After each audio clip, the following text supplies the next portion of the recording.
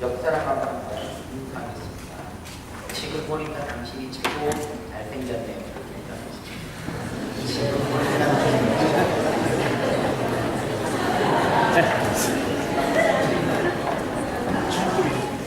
지금 보니까 여섯 분 다른한테는 잘생겼다는 기분 나빠요. 참 여러분들 예쁘시고 잘생겼습니다. 그냥 제가 그런 생각이 순간 들었어요. 여러분들은 참 멋지십니다. 오늘 저는 사도행전 9장 10절로 19절 말씀을 통해서 하나님과 사람 앞에 인정받는 제목으로 이 제목으로 말씀을 전합니다. 우리 생활 가운데 밀접하게 아니 깊숙이 마치 중독처럼 뗄래야 뗄 수 없는 것이 하나가 있습니다. 젊은 사람들에게는 인터넷이고 연세 드신 분들에게는 텔레비전. 참 뗄래야 뗄 수 없는 겁니다. 그래서 나는 중독이 아닙니다. 그렇게 해도 거의 다 여러분들은 중독 수준에 있습니다. 가끔가다가 TV를 볼 때 각각 취향이 다 틀려요. 어떤 사람은 드라마를 보고 펑펑 울어요. 은혜를 받나봐요. 그때 제가 무슨 생각을 하냐면 왜 내가 전하는 설교는 저렇게 사람들에게 눈물을 펑펑 쏟게 하는 감동이 없을까? 우리 집사람으로 느끼는 거예요. 저는 가끔 가다가 무슨 이렇게 휴먼 다큐 스토리 이런 거를 가지고 이 감동과 은혜를 받아요. 어느 날 TV를 이렇게 보다가 내 마음에 감동이 물밀듯이 밀려오면 무슨 생각을 하느냐면 나도 저렇게 살아요. 또 한편으로 내가 저런 사람을 도와줘야 되겠다. 그런 생각이 뭉클뭉클하게 일어나요. 우리가 지난주에 바울의 변화되는 과정 중에서 스데반이 보여준 역할이 뭐냐면 마치 그게 영화가 됐던 TV가 됐던 그게 인터넷에 어떤 감동을 주는 어떤 한 내용이 됐지 그 다름을 통하여서 우리는 감동을 받고 또 세상 사람들은 그 사람을 통하여서 변화를 받는다 그 이야기를 했습니다. 바울이 변화되는 과정 가운데 영향력을 끼쳤던 사람이 누구냐? 사도행전 7장에 등장하는 스데반이다 그런 이야기를 했습니다. 스데반의 죽음 앞에서 그 다른 두렵거나 떠는 모습이 아니라 어떤 모습이요? 평안한 모습을 보고 바울 마음 가운데는 복음의 씨앗이 1차적으로 뿌려졌지 않는가 그런 이야기를 했습니다. 그런데 오늘 성경에 보니까 바울이 변화될 때에 또 한 사람이 중요한 역할을 하는데 그 사람이 누군가 하면 아나니아라고 하는 오늘 본문 가운데 등장하는 사람입니다.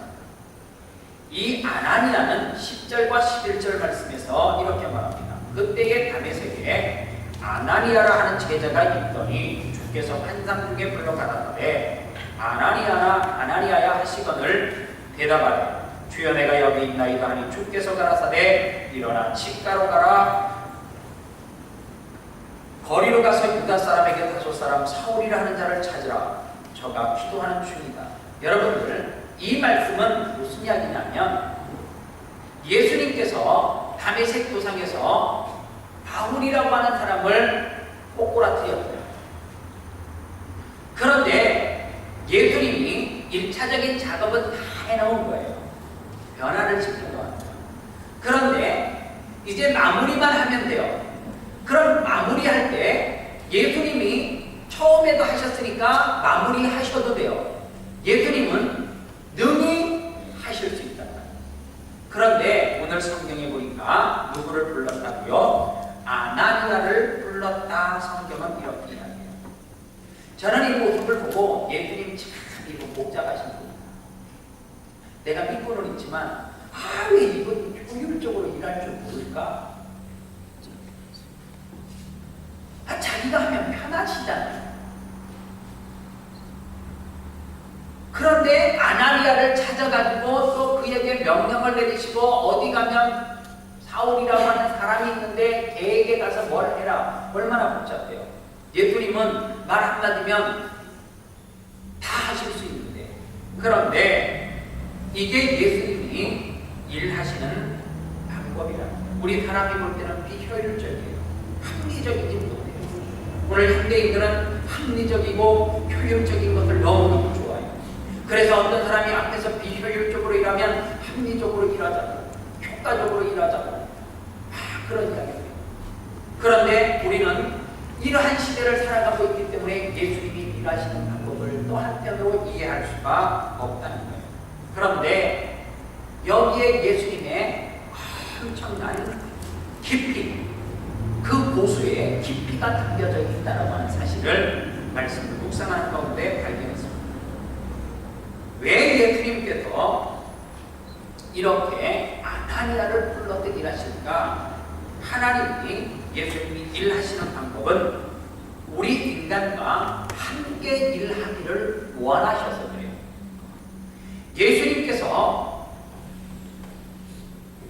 일하시는 방법이 누구와 함께 일한다고요? 우리와 함께 일해요. 그런데 성경에 보면 예수님께서 그냥 아나니아만 갑자기 불러서 일하셨던 것이 아니라 성경에 보면 예수님이 이제 40일 동안 금식 기도를 다 마치고 난 다음에 마귀에게 시험을 받잖아요. 돌덩이가 껍데기 해라, 성복대기에서 뛰어내리라, 이런 시험을 받으시고 시험을 다 물리치고 난 다음에 보통 사람 같으면 어떻게 해요? 예수님은 그렇게 하시지 않고 마귀를 물리치고 난 다음에 바로 하셨던 이야기가, 일이 뭐냐면 제자들을 뽑는 일이에요. 여러분들,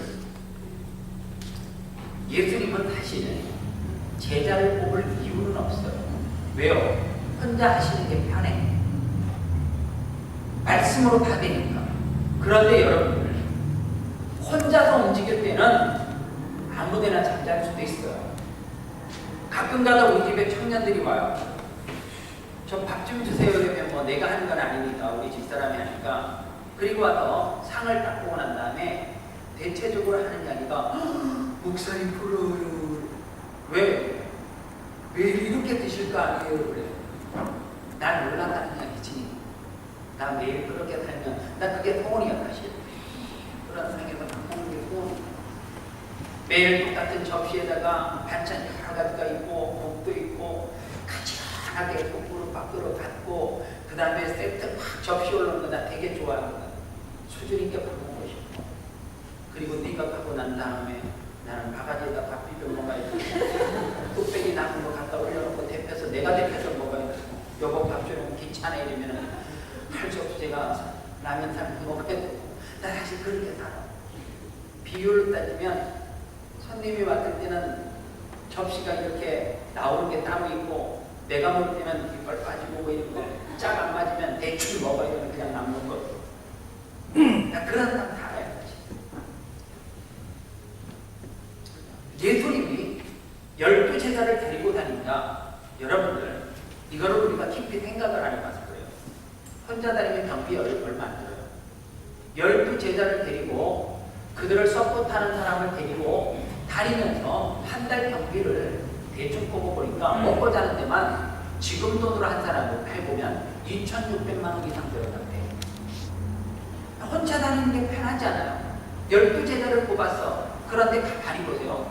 걔네들이 뭐 예수님에게 뭔 도움을 또 됐나? 계속 사고만 쳤지. 문제만 일으키지. 뭐 예수님이 뭐 가끔 지나가다가 예수님은 능력이 있으니까 제자들 데리고 다니면서 돌 잡고 빵이 되라 그랬는데 먹인 거 아니에요. 제자들 데리고 다니니까 숙소에서 잠자야 되고 먹을 거 구해줘야 되고, 그거 누가 다 책임져야 돼요? 예수님이 제자 뽑았으니까 책임져야 되잖아요. 왜 예수님은 그렇게 불편한 제자들을 친히, 그것도 똑똑하고 잘나고 이런 사람이 아니라 뱃사람들 뽑아가지고 그렇게 가르치면서 그들을 데리고 다녔을까 의문이 듭니다. 그런데 이게 뭐예요? 예수님이 일하시는 방법이라고 하는 사실입니다. 오늘 바울의 내면을 다 바꿔 놓았어. 그리고 아나니아를 불러서 마지막 뒷정리를 이렇게 하시게 해요. 여러분들, 그 사악한 사울을 다메섹 도상에서 꿇어 엎드리게 했는데 눈에 비늘 정도, 우리말로 풀어서 이야기하면 눈꺼풀 정도 짙은 그런 거 낀 거 닦아내는 거 예수님이 말씀으로 하실 수 있어요. 그거 꼭 아나니아 시켜서 해야 되는가? 그런데 여기에 또 다른 이유가 있어요. 하나님, 우리가 하나님을 믿음으로 말미암아 그 다음에 약간의 일만 우리가 하면 그 영광은 누가 다 받게 만들어 주시는 거예요. 우리가. 실질적으로 사울을 변화시킨 것은 예수님이에요. 그런데 성경에 보니까 뒷마무리는 누가 했어요? 아나니아가 했어요. 그 영광을 누가 받아요? 아나니아가 받더라고 하는 사실입니다. 오늘 성경에 보니까 18절에 즉시 사울의 눈에서 비늘 같은 것이 벗겨져 다시 보게 될지라 일어나 세례를 받고 이런 말씀이 있는데, 여기에서 즉시라고 하는 이 단어는 쉬운 성경 번역에 보니까 이렇게 되어 있어요. 그러자, 이 말은 뭐예요? 그 앞에 무슨 원인 제공이 있다는 거 아니에요. 이런 일이 있고 그러자 어떻게 됐다.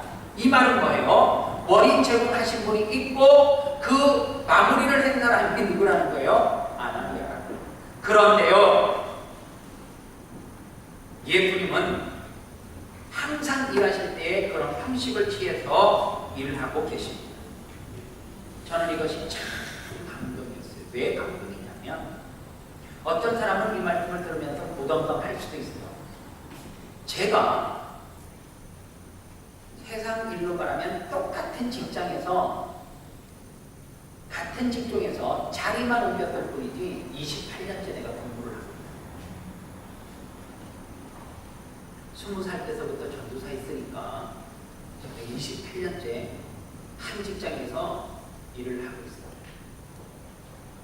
지난주에 목사님들과 모임이 있어서 제가 말씀을 전하고 함께 식사를 하고 교제를 하는데 한 목사님이 부르셔요.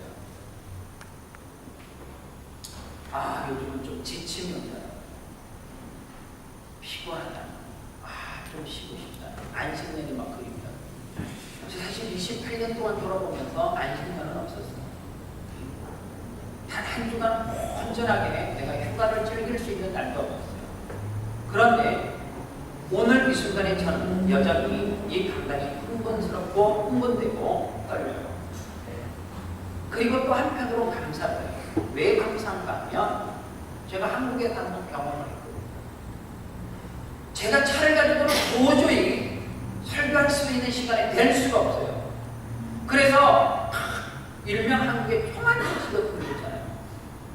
그래서 이 택시를 타면 아저씨는 이렇게 골목으로 찔러서 얼마 갈 수 있겠다 싶어서 제 차를 놔두고 총알 택시, 일명 그 택시를 불렀어요. 기사가 머리 모자를 이렇게 눌렀어요. 아, 요즘 한국에서는 모자만 눌렀으면 겁이 나죠. 그래서 내가 의심스러워서 끼우고 쳐다보는데 어디서 저 사람을 많이 본 듯 싶어요. 근데 그 사람도 내가 타는 순간 나를 이 거울로 보고 알았더라고요. 자꾸만 이렇게 운전만 집중하고 가셔요. 내가 자꾸 끼우거리니까 저 어디서 본 듯해서 자꾸 보시는 거죠. 그러면서 거기에서 한번 딱 돌려줘요. 그러다 보니까 총신신학대학원 동기. 똑같이 그분도 강도사 고시를 패스하고 목사 안수를 받았어요. 한 사람은 메시지를 전하기 위해서 급해서 총알 택시를 타고 가는데 한 사람은 총알 택시를 운전하고 가는 거예요. 그런데 그 순간 내가 어떻게 행동을 취해야 될지를 모르겠는 거예요. 그러다가 학교 이야기를 하다가 요즘 뭐 바쁘게 지내는 것 같다고 나한테 뭐 신문에서도 봤다고. 나도 사실은 사역을 하고 싶은데 목사니까 목회를 하고 싶은데 불러주는 곳이 없대요. 그래서 가정을 있고 자녀들이 있으니까 살아는 가야 되니까 생계형으로 택시를 하고 있다. 지금도 나를 부르면 나는 강단에서 설교를 하고 싶다. 그때 제가 이 일할 수 있는 것, 하나님 앞에 헌신할 수 있는 것에 대한 감사를 얼마나 느꼈는지 몰라요.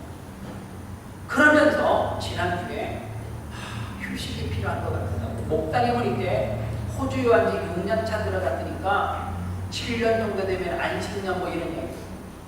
그런데 제가 무슨 얘기를 했냐면 미안한데 나는 지금까지 단 한 번도 28년째 내가 똑같은 일을 하고 있는데 지쳤다거나 아니면 휴식을 취해야 되겠다는 생각을 해본 적은 단 한 번도 없다고.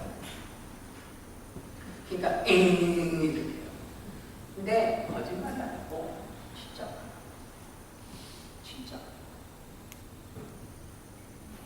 왜냐하면 내가 일을 하면 여러분들 이거는 힘이 들 수밖에 없어요. 왜요? 우리 성도들 가운데 글 쓰는 분들 계시지만 한 주에 원고를 20장 이상 쓰는 게 계시냐? 그거 그냥 막 풀풀풀 나오는 게 아니라 막 보내야 되고 엉덩이에 땀 차야 되고 막 안 될 때 머리 쥐 뜯어야 되고 매주 그 생활을 반복한다고 해요. 똑같은 직장에서 매일 아침에 출근하고 저녁에 퇴근하고 이것도 힘든데 매일 뭔가를 새롭게 매주마다 뽑아내야 된다고 생각하면 그게 얼마나 힘들겠어요. 내가 하면 지쳐서 못하죠. 내가 하면 이미 벌써 번아웃돼요. 매일매일 인상을 찡그리며 살아가면 저는 지금까지 단 한 번도 주일날 강단에서 내가 왜 일을 하지? 이래본 적은 없어요. 왜요? 오늘도 내가 일하는 것이 아니라 내 속에 계시는 그분이 나로 하여금 무엇을 주기 때문에요? 새 힘을 주기 때문에 가능하다. 오늘 저와 여러분들이 기억해야 될 것이 뭐냐면 우리가 주에게 수종 들잖아요. 봉사잖아요. 그럴 때 우리가 가장 경계해야 되는 것이 뭐냐 하면 다른 것이 아니라 여러분들 그 일을 하면서 교만 그거를 가장 경계해야 돼요. 하나님은 왜 우리가 그거를 경계해야 되느냐? 사람은 어느 한 일을 하다가 어느 위치까지 올라가면 반드시 찾아오는 게 있어요. 나 아니면 안 돼. 제가요 총신신학대학원을 들어가기 전에 멕시코에서 살았잖아요. 그리고 90년대 다시 들어가서 총신신학대학원을 마치고 본격적으로 이제 청소년 사역을 하기 시작했어요. 15년 가까이 뒤를 돌아보지 않고 열심히 달렸어요. 만약에 그때 제가 멕시코에 있을 때 하나님께서 나를 한국으로 홀링했어요. 하나님 저 못 가요. 너 지금 얼마나 좋은데요? 나 지금 여기 지금 안정됐거든요. 나 못 가요. 그리고 버텼어요. 그리고 제가 한국에 안 들어갔어요. 만약에 제가 한국에 안 들어갔다 그래도 한국의 청소년 사역에 문제가 생겼을까요? 안 생겼을까요? 당연히 안 생겼죠. 제가 한국에서 청소년 사역을 그렇게 오래 하면서 이제 바닥을 다져놨어요. 막 2년 앞에도 막 불러줘요. 2년 후에는 와줄 수 있나? 얼마나 기분 좋아요. 어느 날 하나님께서 나에게 이 시들이 아름다운 교회로 가래요. 하나님, 난 못 가죠. 그때도 내가 순종했는데 또 그러시면 곤란하잖아요. 나 또 새로운 마음으로 뭐 하라는데 나 힘들어 못해요. 나 지금 여기서 좀 나가잖아요. 그러니까 이거 좀 봐주세요. 그리고 만약에 제가 버티고 아름다운 교회를 안 왔어요. 그렇다고 아름다운 교회가 문제가 있었을 것 같아요? 있다. 이렇게 좀 제가 좋아할까 봐 없어요. 하나님은 저보다 더 훌륭한 목사 세워가지고 이 아름다운 교회를 보시는 거예요. 중요한 게 뭐냐? 하나님께서 그때 나를 써주실 때 뭐가 중요해요? 겸손하게 하나님 이 땅에 많은 사람들이 있는데 하나님 나를 써주시니 너무 고맙고 감사해요. 하나님의 부름 앞에 순종하는 것이 뭐라는 거예요? 행복이라고 하는 다시 오늘 하나님께서 직접 하셔도 되는데 왜 하나님께서 부족한 종을 불러주시고 아나니아를 불러주시느냐? 이유는 딱 하나예요. 오늘 아나니아로 하여금 부족한 종으로 하여금 구원의 감격과 기쁨을 누구와 함께 누리자는 거예요? 주님과 함께 누리기를 원하는 거예요. 너 나와 함께 그 기쁨을 누리지 않을래? 그래서 주님께서 우리를 뭘로 사용하신 거예요? 파트너로 쓰고 계신다라고 하는 사실입니다. 그렇다고 하면 이 은혜가 우리들에게 같이 일하시는 사역으로 불러주시는 거라고 하면 우리 가운데 부름받은 자들은 두 가지 변화가 있어야 돼요. 첫 번째로는 스데반과 같은 존재론적인 변화를 통하여서 다름을 통하여서 세상 사람들에게 다가가야 돼요. 오늘 아나니아처럼 그 존재론적인 변화 이후에 뭐가 있어야 돼요? 순종과 행함이 있어야 된다. 여러분들 훈련이 왜 필요할까? 가만히 있으면 저절로 습득되는 것이 아닙니다. 여러분들 스데반이 돌에 맞아 죽을 때 그분도 사람인데 어떻게 평온한 마음을 유지할 수 있어요? 그게 영적 훈련을 통해서 가능합니다. 저는 그래서 뭐까지 우리가 훈련을 해야 되느냐? 죽는 것까지 같이 훈련해야 돼요. 이 말을 잘못 들으면 한 달 한시에 나랑 같이 죽자 이런 말을 왜 할 수 있습니까? 그리스도인들은 죽는 그 순간, 죽고 난 이후에도 뭐가 나타나야 돼요? 영광이 나타나요. 죽는 그 순간에도 사람들에게 뭐가 돼야 돼요? 덕이 돼야 된다. 그 말씀이에요. 그러면 우리가 훈련이 필요한데 제가 탁구를 더 잘 치고 싶어요. 욕심도 많다면요. 그래서 제가 아주 다른 사람이 범접할 수 없는 고수의 단계까지 가고 싶어서 더 잘하고 싶은 거예요. 그래서 선수 출신들이 있잖아요. 근데 그 사람하고 나하고는 완전 틀려. 그래서 내가 물어봤어. 내가 당신을 도저히 따라잡을 수가 없다. 범접할 수가 없다. 무슨 차이냐 물어봤어. 그랬더니 훈련의 차이예요. 그 훈련은 도대체 무슨 차이냐 그랬더니 목사님은 탁구를 칠 때 보면 제가 공을 주면 목사님에게 받기 좋게 주지 않아요. 그거는 누구나 할 수 있다는 거예요. 실질적으로 연습을 할 때 코스를 정해놓고 그쪽으로만 줘요. 그러니까 이 판때기를 갖다 대면 그냥 자동적으로 나가게 돼 있다는 거예요. 그런데 실질적으로 우리와 같은 선수하고 시합을 하게 되면 원하는 방향에다가 공을 주는 것이 아니라 상대의 약점을 심하게 파고들어서 그쪽으로 자꾸만 준다는 거예요. 그러면 그걸 어떻게 해야 되냐 그랬더니 이 사람이 진리를 이야기해요. 머리가 아니라 근육이 기억할 때까지 연습을 해야 합니다. 내가 무슨 근육이 기억을 하냐? 기억은 헤드 머리가 하지. 이분이 설명을 하기를 시합을 할 때는, 연습을 할 때는 머리가 이해를 하고 이게 나가도 안 늦대. 머리에서 전달해서 손으로 가는 시간이 짧기 때문에 이쪽으로 온다. 머리에서 이렇게 쳐야 된다. 가능하대. 시합을 할 때는 아니라는 거예요. 머리로 이해를 해가지고 손이 움직일 때는 공이 지나가고 없다는 거예요. 왜? 약한 부분이니까. 그것을 극복하려고 하면 머리가 이해를 하는 게 아니라 근육이 이해를 하고 근육 자체가 전달을 해야 된다는 거예요. 그러니까 머리는 없는 거예요. 뭐만 있는 거예요? 근육, 손이 움직이는 거예요. 그래서 어떻게 반응을 해야 돼요? 무의식 가운데 반응을 해야 된다는 거예요. 선수들은 머리로 이해를 하고 치는 게 아니라 무의식 가운데 이해를 하고 치면 돼요. 그러고 보니까 맞아.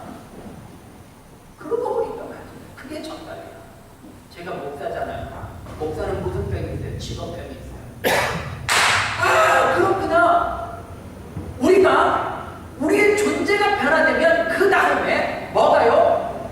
행동, 순종이 있어야 되는데 우리는 순종할 때 뭘로 하는 줄 아세요? 머리로 이해가 돼야지 그때서 손과 발이 움직여.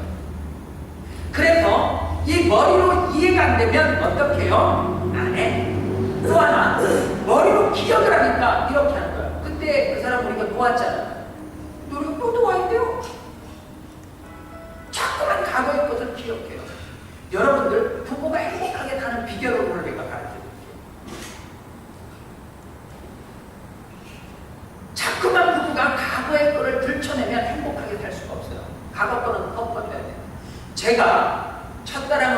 원숭이잖아, 원숭이요. 네, 초등학교 때 원숭이고, 중간에 이제 내가 조금 좋아했던 선배분이 계세요. 아, 저런 여인과 결혼하면 행복하겠다라는 생각을 했어. 참 교양이 있더라고요. 근데 또 내 남자 선배가 있었어요. 근데 그 사람이 진짜 나보다 키도 한 80 가까이 되고 막 잘생겼어. 그때 당시에 뭐 동네에서 키도 최고 많아요. 그러니까 이 누님이 그 오빠, 그 형을 사랑한 거예요. 그걸 결혼을 했어. 그때 내가 그 형에게 잘 살아야 돼. 내가 두고 볼 거야. 근데 딱 이 말 한마디는 겁이 나지만 했어요. 잘 살아야 내가 했거든요. 그 둘이서 결혼하고 오래 이제 살다가 어느 날 누님 선배에게 전화가 와요. 만나자. 그래서 내가 이제 전도사도 됐고 뭐 이제 그거는 평신도 오니까 만났어. 만나자마자 밥을 시키고 난 다음에 먹고 오래야지. 먹고 시켜놓고 음식 나오자마자 그때 우는 거야. 못 먹겠더라고. 그냥 막 뿔 끓였는데 왜 우냐고 선배님이 그랬더니 나 못 살고 헤어지고 싶대. 그러면서 뭐 남자가 어떻고 이런 이야기를 해요. 그리고 나서 그런 걸 때리 잡아야 되겠다 속으로. 저걸 어떻게 때리잡지? 내가 전도사니까 말씀으로 때리잡을까? 선배니까 뭐 이러면서 고민을 하고 있는데 몇 달 지났어요. 그 남자 선배에게 전화가 와요. 나한테 함부로는 못하니 너희 꿈에 이렇게 못하지. 너희 방금 사와 이렇게 한번 만날 수 없는 순간 넌 오늘 주가 살인이다. 만나요 이랬어요. 나한테 음식을 또 시켜. 이 선배도 음식을 시켜놓고 못 먹겠다 우네. 근데 고기를 시켰는데 다 계속 기다렸는데 왜 그러시냐 그랬더니 나 못 살겠대. 왜? 그 선배 있잖아. 자기 부인이에요. 나한테 선배니까. 아니 무슨 여자가 싸우면 결정적인 순간에 등신 같은데 나보다 한 놈보다 20점 덜 맞은 게 머리도 나고 그런다는 결정적인 순간에 이게 한 놈보다 사야 되니까 등신 같은 게 나보다 한 놈보다 20점이나 덜 맞은 게 뭐 이런 거야. 내가 갑자기 얼마나 화가 치밀었는지. 선배님, 그런 여자는 3일에 한 번씩 비 오는 날 큰 집 벽 탈듯이 먼지 나도록 패버려야 된다고. 그걸 그냥 내버려뒀냐고. 내가 열면 그 가정의 불행은 뭔지 아세요? 결정적인 순간에 상대의 약점을 잡고 뭐 하는 거예요. 싸울 때도 교양이 돼서 오늘은 비록 싸우지만 여보 내일을 기대하면서 내일 뭐 언제 이렇게 가야 되는데 매일 가도 한번보다 더 여러분들 어떤 사람이 있냐면 상대의 약점만 집요하게 들춰내는 사람이 있어요. 어떤 사람이 있는 줄 아세요? 상대의 장점만 이렇게 이야기해주는 사람이 있어요. 누구를 만나야 될 것 같아요? 만약에 어떤 여인을 사랑해요. 근데 그 사람은 자꾸만 날카롭게 약점만 들춰내. 그 사람은 반드시 2년 후에 그 등신 같은 게 나보다 뭐도 덜 맞았는 게 이거 꼭 나온다니까. 그런 사람은 나오게 돼 있어요. 여러분들 예수님이 우리 약점 들춰내려면 결국 우리 11계명 들키지 말라. 오늘 여러분들 한 주 동안 여러분들의 그 지난 여름의 한 일을 주님은 다 알고 계시는데 나만 모르고 옆에 있는 사람만 모르고 다 모르고 이렇게 들켰다 봐. 어디 감히 하나님 앞에 나와서 예배를 해봅니까? 못하지요. 하나님은 알고 계셔요. 그래서 여러분들 하나님은 참 좋은 하나님입니다. 왜 좋은 하나님이냐면 이렇게 설교를 마치면 감이 안 잡혀요. 한국에 있는 한 집사님이 한국에 있는 교회 가면 무조건 제자 훈련을 해야 되잖아. 요즘은 제자 훈련 다음에 있는 훈련이 사역 훈련이라는 게 있대요. 제자 훈련은 성경 공부예요. 사역 훈련은 성경 공부를 바탕으로 해서 현장에 나가서 사역을 하는 훈련을 시키는 거예요. 그런데 제자 훈련을 하는 과정 가운데 무슨 생각이 들었냐면 사역 훈련으로 넘어가는데 역시 사역 훈련도 거의 그 안을 파헤쳐 보니까 제자 훈련, 성경 공부와 별반 다른 게 없어요. 그냥 명칭만 사역 훈련. 그래서 이분이 제자 훈련을 마치고 난 다음에 사역 훈련을 실질적으로 현장에 가서 하자 그래서 자기가 사는 데가 청량리 근처니까 다일 공동체 최일도 목사님이 운영하시는 박허 거기 가가지고 은사를 하려고 마음을 먹고 갔습니다. 저도 사회복지사 공부를 하면서 그곳에 가서 한 달 이상 제가 현장 실습을 했는데, 이 집사님이 이 다일 공동체에 가서 가면 순서가 있어요. 처음에는 그냥 설거지만 시키고 그냥 이 야채 따듬는 것만 시켜요. 바꿔주는 거는 아무나 하는 게 아니거든요. 그런데 이분이 어느 순간에 이제 바꿔주는 자리로 간 거예요. 바꿔주는 자리로 가니까 노숙하시는 분들과 얼굴을 서로 마주보잖아요. 이제 익숙해졌어요. 어느 순간에 밥을 퍼주는데 자기 입에서 뭐라고 말을 하느냐면 감사합니다, 감사합니다 이러고 있더라는 거예요. 근데 순간 생각하니까 밥은 지금 내가 태양처럼 나와가지고 만들어가지고 그렇게 반찬 만들고 뭐 해가지고 밥을 해가지고 국을 끓여가지고 얘를 주면 노숙자가 나한테 감사합니다 해야 되는데 반대 얘는 가만히 있고 자기가 자꾸만 밥을 떠주면서 국을 퍼주면서 감사합니다, 감사합니다. 뭔가 바뀐 거 아닌가? 순간 그런 생각이 들어요. 왜 감사는 제가 해야 되는데 내가 하고 있을까? 그런데 자기가 거기서 놀라. 성경 공부를 그래도 해야 돼.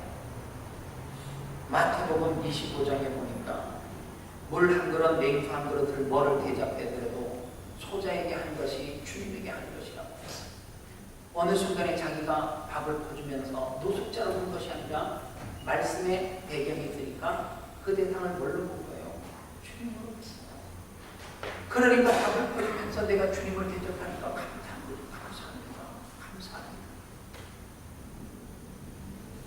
오늘 여러분, 제가 주일날 말씀 가운데 창제적 그리스도예요. 없어요 지금. 당신이 만약에 종교를 갖는다면 무슨 종교를 믿겠습니까? 캐톨릭, 불교, 개신교는 없어요. 우리가 뭐를 못해서요? 우리의 존재는 변화됐을 수 있어요. 예수 그리스도를 만나서 구원받을 수 있어요. 그것이 우리만의 축제라고 하면 우리는 오늘 세상을 변화시킬 수 없어요. 우리 안에서 다름을 세상 가운데 보여줘야 해요. 그게 뭐예요? 오늘 우리 아름다운 교회 성도들은 다 사역훈련의 프로가 되시길 바랍니다. 그게 뭐예요? 행함이에요. 오늘 성경은 우리 가운데 행함을 얼마나 강조하고 있는지. 그런가 하면 우리가 아나니아를 통해서 하나님이 일하시는 모습, 그 가운데 하나님께서 또 어떤 모습으로 일하시는가? 하나님이 인정하시는 존재가 돼야 되지만 누구에게도 인정하더라고요. 인간 공동체에게도 인정을 받으라 그렇게 말씀하고 있습니다. 오늘 성경에 보니까 이 바울이 은혜를 받고 난 다음에 어디로 가지 않았다라고요? 음식을 같이 먹는다라고 하는 것이 참 중요한 말씀인데, 이 기독교인의 문제가 뭐냐면 은혜 받으면 자꾸만 산으로 가, 산으로. 왜 은혜를 받는데 기도원으로 가냔 말이에요. 왜 기도원에 가서 가만히 있는 소나무는 왜 보고 왜? 거기 가서 소나무를 왜 자꾸 보고? 걔도 살아야 되는데 걔도 생각이 있어서 거기 지금 뿌리 내리고 뭔가 자식을 번창을 보고 싶은 욕구가 있고 그런 소나무인데 꼭 은혜 받고 나면 기도원에 가서 소나무를 왜 보고 왜 은혜를 받았는데 매일 저녁마다 교회 모아야가지고 은혜 받은 사람들이만 막 이상한 말을 셀러셀러 해가지고 이상한 걸 왜 자꾸만 자기들끼리 받아? 그게 문제지. 오늘 바울이 변화되고 난 다음에 음식을 같이 먹었다라고 하는 것이 왜 중요하냐? 하나님의 공동체의 일원이 되는 상징적인 이야기입니다. 이 음식을 같이 먹었다라고 하는 것은 유대 전통 가운데 굉장히 중요한 이야기예요. 왜요? 유대인들은 이방인들과 함께 뭐 하지 않았다고요? 밥 먹지 않았을 뿐더러 재판 자리에도 같이 들어가지도 않았잖아요. 그리고 같은 자리에서 있는 자체를 수치로 여겼어. 그런데 바울이 어디로 갔다고요? 밥 먹는 자리로 갔다라고 하는 것은 뭐 했다는 거예요? 이제 그들과 함께 행함이 있는 그러한 삶을 차별 없는 삶을 살겠다라고 뭐 하는 거예요? 행하는 거예요. 이게 중요해요. 우리의 다름이 뭐예요? 세상 사람들이 하지 못하는 것을 하는 게 다름이에요. 다르다라고 하는 것이 마치 우리만 특권 받아서 예수 믿고 우리만 축복받는 것이 다른 게 아니에요. 오늘 이 개신교는, 기독교는 한 번쯤 이 시점에서 우리 교회도 돌아볼 필요가 있어요. 나의 은혜받음이 세상 사람들에게는 어떤 시각으로 비춰져요? 내가 예수 그리스도를 통해서 구원을 받았는데 그 구원받은 것이 세상 사람들에게는 어떤 혜택이 있는지를 돌아봐요. 말씀을 맺겠습니다. 제가요, 지난주에 우리 교회 주일학교 아이들이 성경 공부를 하고 난 다음에 노아가 부모님을 위해서 그렇게 섬기는 삶을 살았는데 오늘 여러분들은 이 땅에 여러분들을 낳아준 부모님에게 어떻게 행동하고 어떻게 살 것인지 뭐 그런 이 성경 공부를 마치고 부모님에게 편지를 쓰는 시간이 있었어요. 그런데 주일학교 선생님들이 그거를 읽고 난 다음에 자기만 선생님이 그거를 편지를 보고 한쪽에다 찍어갖고 주일학교 선생님에게 감동을 했어요.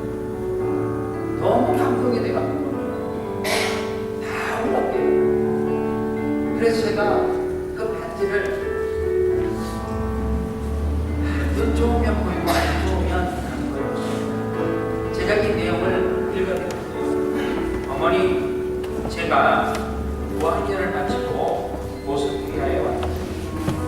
떠날 때 많이 모르셨다는 거 알아요. 엄마, 아빠, 나는 출발할 때 재미있겠다. 가면 캥거루 볼까? 그런 생각만 했어요. 엄마, 제가 한심하게 제가 여기 있어서 엄마 아빠께 위로를 못 드렸어요. 호주 오기 전에 전이라도 잘할 걸. 한국엔 1년 있다 가고 싶어요. 그래도 전 견딜 수 있어요. 하나님께서 저를 지켜주실 거니까. 엄마 아빠도 교회 다니면 마음으로 만날 수 있죠. 2013년 엄마 아빠를 사랑한 강원이 편지예요. 근데 강원이는 우리 교회 와서 지금 엄마 따라 친척과 교육이 시작했어요. 그런데 마지막 이분과 엄마 아빠 교회에 다녀. 그러면 마음으로 만날 수 있어요.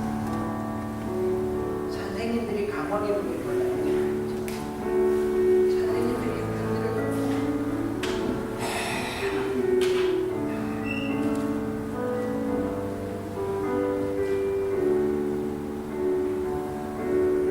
어떤 아이들은 우리 집에 큰 놈은 편지 쓰라고 사랑해요.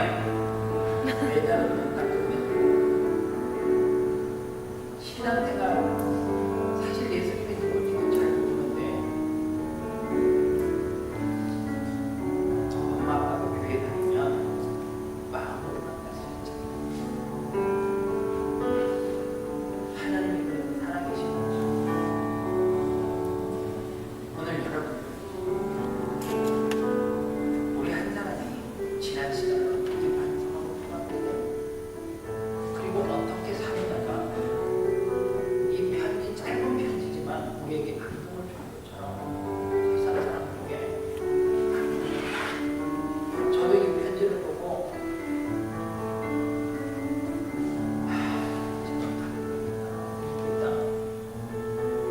진짜 지난주에 꽉 끌어안아주려고 오면 지난주 한번 기다린다고 이번 주에 제가 끌어안아줘요. 우리가 왜요?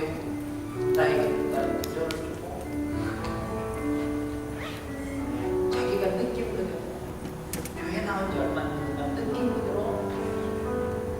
짧은 글을 통하여서 엄마 아빠를 또 다시 생각하는 계기가 되고, 이제 그 속에 자리 잡기 시작한 예수가 뭐 하기를 시작해요?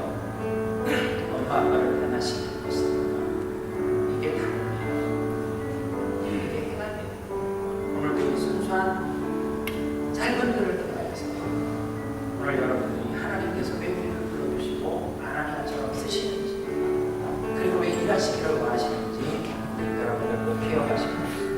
오늘은 나를 축복하는 시간 아닙니다. 옆에 있는 사람 손 꼭 잡고, 이거는 세상 사람한테 다 아는 거예요. 당신은 사랑받기에 태어났다라고 축복하는 시간 갖도록 하겠습니다. 찬양합니다. 옆에 있는 사람 손 잡고 옆에 있는 사람을 축복하는 마음으로 그렇게 찬양했으면 좋겠습니다.